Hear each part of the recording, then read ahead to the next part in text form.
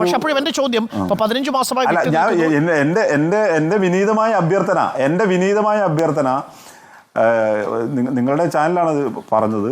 അത് തെറ്റായ ഒരു വാർത്തയാണെന്ന് പറയാൻ നിങ്ങൾ കൂടി ബാധ്യസ്ഥരാണ്. അല്ല, തീർച്ചയായിട്ടും റിപ്പോർട്ട് ചെയ്യുന്ന ഘട്ടത്തിൽ നമുക്കത് പറയാം. നമുക്ക് കിട്ടിയിരിക്കുന്ന സോഴ്സിനെ ഉദ്ധരിച്ചാണല്ലോ നമ്മൾ ആ ജില്ലാ കമ്മിറ്റി റിപ്പോർട്ടുകൾ കൊടുക്കുക. ഞാനതിലേക്ക് വരാം. അതിനു മുൻപ് ഒരു കാര്യം കൂടി മനു, ഇപ്പോൾ മനു 15 മാസമായ പാർട്ടിയിൽ നിന്ന് അകന്നു നിൽക്കുന്നു. ഇപ്പോൾ ഇന്നലെ എം വി ജയരാജൻ ഇന്നലെ കാര്യങ്ങൾ വ്യക്തമാക്കി. അത് ആരോപണങ്ങൾ അന്ന് ഉന്നയിച്ചിരുന്നു, അത് കഴമ്പില്ല എന്ന് കണ്ട് തള്ളിക്കളഞ്ഞു എന്നാണ് എം വി ജയരാജൻ ഇന്നലെ പറഞ്ഞത്. മാത്രവുമല്ല, കൊട്ടേഷൻ സംഘങ്ങളെ പോഷിപ്പിക്കുന്ന ഒരു നിലപാട് പാർട്ടിക്കില്ല എന്നും എം വി ജയരാജൻ പറഞ്ഞു. അപ്പോൾ ആ പറഞ്ഞതിനെ താങ്കൾ എങ്ങനെയാണ് കാണുന്നത്? അത് ഞാൻ പറഞ്ഞല്ലോ, ഇതൊക്കെ വളരെ ഇപ്പം പറഞ്ഞത് സാഹതാർഹമായ കാര്യമാണ്. സഖാവ് എം വി ജയരാജൻ പറഞ്ഞ കാര്യം സാഹതാർഹമായ കാര്യമാണ്. എനിക്കതിനകത്ത് ഒരു അഭിപ്രായ വ്യത്യാസമില്ല. അത് പാർട്ടി ഇതെന്താ പ്രശ്നം എന്ന് വെച്ചാൽ, ഇത് വളരെ നേരത്തെ ചെയ്യേണ്ട ഒരു കാര്യമായിരുന്നു എന്നുള്ളതും, രണ്ടാമത്തെ കാര്യം ഇപ്പോഴും ഇത് പറയുമ്പോഴും ഇപ്പോഴും ഇതിനകത്ത് ഈ പറഞ്ഞ ആളുകളുമായി ബന്ധപ്പെട്ട് നിൽക്കുന്നവരും ഒക്കെ ഉണ്ട്. അത് പൂർണ്ണമായും തുടച്ചു നീക്കാൻ സാധിക്കുന്നില്ല.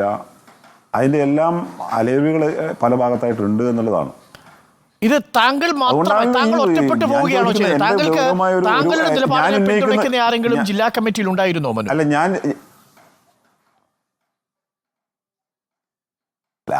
അത് ഞാനങ്ങനെ വ്യക്തിപരമായ ആളുകളിലേക്ക് പോകുന്നില്ല.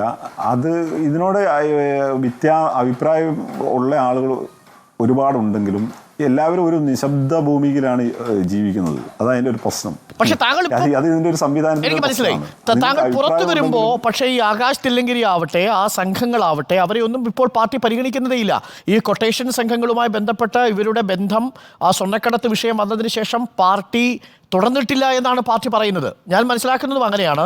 അതിനുശേഷം ഈ സംഘങ്ങളുടെ ഒന്നും ഉപയോഗം പാർട്ടിക്ക് ലഭിച്ചിട്ടില്ല, അവരുടെ ഒന്നും സേവനവും പാർട്ടിക്ക് ലഭിച്ചിട്ടില്ല. അത് ശരിയല്ലേ? അപ്പോൾ താങ്കൾ പുറത്തു വന്നത് തെറ്റായ സമയത്താണോ? അതായത് പാർട്ടി തെറ്റിദ്ധരിക്കുന്ന സമയത്താണോ താങ്കൾ പുറത്തു വന്നത്?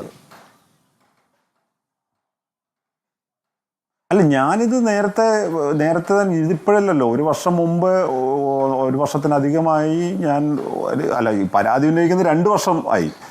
2 വർഷമായിട്ട് ഉള്ള കാര്യങ്ങളാണ്. അതിനിടയിൽ തന്നെ ഈ കഴിഞ്ഞ ഒരു വർഷത്തിനിടയിൽ തന്നെ ഈ സംഘങ്ങൾ തന്നെ പല കാര്യങ്ങൾക്കകത്തും വീണ്ടും ഇടപെട്ടതായിട്ടുള്ള വിവരങ്ങളുണ്ട്. എനിക്കെതിരായിട്ട് തന്നെ സൈബർ ആക്രമണം നടത്തുന്ന സ്ഥിതി ഉണ്ടായിട്ടുണ്ട്. ഇതെല്ലാം ഇതിനിടയിൽ സംഭവിച്ചു. ഞാൻ പറഞ്ഞു, പൂർണ്ണമായിട്ട് ഈ ബന്ധങ്ങൾ അറ്റുപോയിട്ടില്ല. വളരെ സ്ട്രെയിറ്റ് ആയിട്ട് ചോദിച്ചാലും ശ്രീ മനു തോമസ്, സ്ട്രെയിറ്റ് ആയി ചോദ്യം ഇങ്ങനെയാണ്: കൊട്ടേഷൻ സംഘങ്ങളുടെ സേവനം ഇപ്പോഴും പാർട്ടി ഉപയോഗപ്പെടുത്തുന്നുണ്ട്, ശരിയല്ലേ? അതെന്താ പ്രശ്നം എന്ന് വെച്ചാൽ, ഇത് അങ്ങനെ പെട്ടെന്ന് അർത്ഥമാറ്റാൻ പറ്റുന്ന കാര്യമല്ല. നമുക്ക് പൊതുസമൂഹത്തോട് പറയാമെങ്കിലും ഇതുമായിട്ട് ചേർന്ന് നിൽക്കുന്ന ചില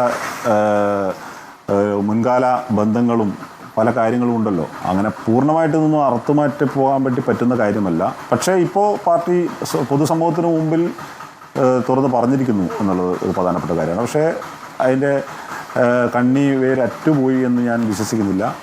അതുകൊണ്ടാണ് ഇവർക്കൊക്കെ ഇപ്പോഴും പലയിടത്തും ഇരുന്ന് ഇങ്ങനെ പല കാര്യങ്ങളും ഇടയ്ക്ക് പറയാനും ഒക്കെ കഴിയുന്നത്. അതിന് ഞാൻ തുറന്നു പറയാം, ഇതിന് ചില പ്രധാനപ്പെട്ട നേതാക്കളുടെ പറഞ്ഞോളൂ. അല്ല, ചില പ്രധാനപ്പെട്ട നേതാക്കളുടെ മക്കൾ തന്നെ ഇതിന്റെ എല്ലാം നേതൃത്വത്തിൽ പ്രവർത്തിക്കുന്നുണ്ട്. താങ്കൾ ഉദ്ദേശിച്ചത് പി ജയരാജന്റെ മകനെയാണോ അതോ ഇ പി ജയരാജന്റെ മകനെയാണോ? അവരൊക്കെയാണ് ഇതിന്റെയൊക്കെ അവരൊക്കെ ഞാൻ ആരുടെ പേരൊന്നും പറയുന്നില്ലേ, അവരൊക്കെയാണ് ഇതിനെയൊക്കെ കോർഡിനേറ്റ് ചെയ്യുന്ന പ്രധാനപ്പെട്ട കക്ഷി. അതായത് ബിസിനസ്സുമായി ബന്ധമുള്ള ആളുകളാണോ? അത് വിവാദത്തിൽ വന്ന ആളുകൾക്ക് ഇതിന് പിന്നിൽ ബന്ധമുണ്ട്. പാർട്ടി നയങ്ങൾക്ക് മേലെ ഈ പറഞ്ഞ ഒരു വലിയ ഒരു ലെയറിനെ നയം പഠിപ്പിക്കാൻ ഇവർക്കൊക്കെ കഴിയുന്നുണ്ട് ഇപ്പോഴും സോഷ്യൽ മീഡിയക്കകത്തൂടെ. പാർട്ടി DC-ക്ക് കിട്ടുന്ന ലൈക്കിനേക്കാളും കമന്റിനേക്കാളും അവർക്കാണ് ഇപ്പോഴും ലൈക്കും കമന്റും കിട്ടുന്നത്. പാർട്ടി DC-യുടെ പേജിന് കിട്ടുന്നേക്കാളും കൂടുതൽ ലൈക്കും കമന്റും ഇവർക്കാണ് കിട്ടുന്നത് ഇപ്പോഴും. മനു, ഒരു കാര്യം കൂടി ചോദിക്കട്ടെ. അതായത് ഈ പാർട്ടി നേതാക്കൾക്ക് ഈ കൊട്ടേഷൻ സംഘങ്ങളുടെ പ്രവർത്തനം കൊണ്ട് നേട്ടമുണ്ടായതായിട്ട് താങ്കൾ കണക്കാക്കുന്നുണ്ടോ, പാർട്ടിക്കല്ലാതെ?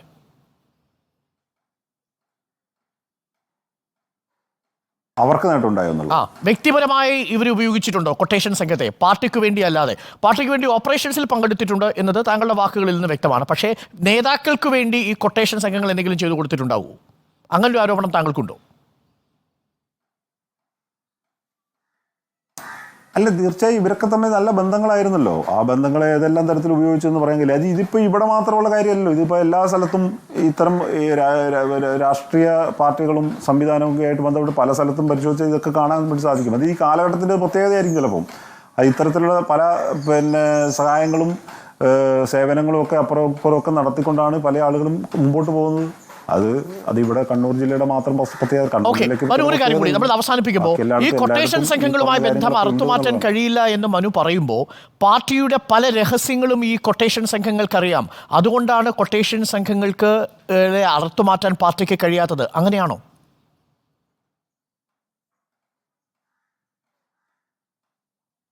അതിനകത്ത് ചില ഘടകങ്ങളുണ്ട്. പക്ഷേ പാർട്ടിക്കൊരു ശക്തമായ നിലപാടെടുത്താൽ, എന്തും വരട്ടെ എന്ന് വെച്ച് നിലപാടെടുത്താൽ, കാരണം പാർട്ടിയാണല്ലോ. കാരണം പാർട്ടി എന്തെല്ലാം പ്രതിസന്ധികളിലൂടെ കടന്നുപോയതാണ്. അതുകൊണ്ട് ഒരു പ്രശ്നത്തെ ക്ലിയർ ചെയ്യണമെന്നുണ്ടെങ്കിൽ എന്തും വരട്ടെ എന്ന് വെച്ച് നിലപാടെടുക്കുന്നതിൽ വേറെ പ്രയാസമൊന്നുമില്ല, പ്രശ്നങ്ങളൊന്നുമില്ല. താങ്കൾ എപ്പോഴെങ്കിലും ഇനി ഈ പാർട്ടിയിലേക്ക് തിരിച്ചുണ്ടാകുമോ?